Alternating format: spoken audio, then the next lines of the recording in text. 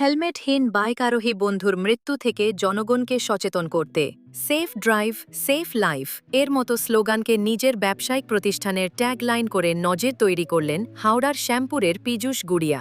জানা গিয়েছে ২০১৬ সালের ১ নভেম্বর দীপান্বিতা কালীপুজোর দিন রাতে অভিন্ন হৃদয় বন্ধুকে বাইক নিয়ে যাওয়ার সময় হেলমেট পরতে বলেছিলেন, কিন্তু হেলমেট ছিল বন্ধুর বাইকের পিছন বাঁধা।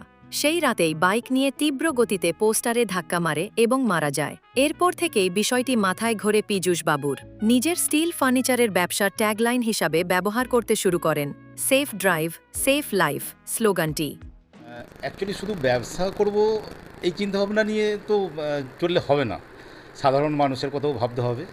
হ্যাঁ, আর আমার লাইফে একটা হয়েছিল, আমার লাইফে মানে কি আমার একটা হয়েছিল যে একটা আমার বন্ধু বাইক দুর্ঘটনাতে মারা গিয়েছিল। তা সেই থেকে আমি চিন্তাভাবনা করেছিলাম যে আমাকে একটা এমন কিছু করতে হবে যেটা মানুষের হৃদয়ে একদম গাঁথে।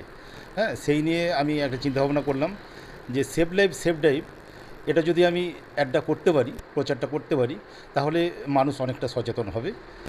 এবং সেই চিন্তাভাবনা নিয়েই আমি এই সেফ লাইফ এটা অ্যাডটা করি।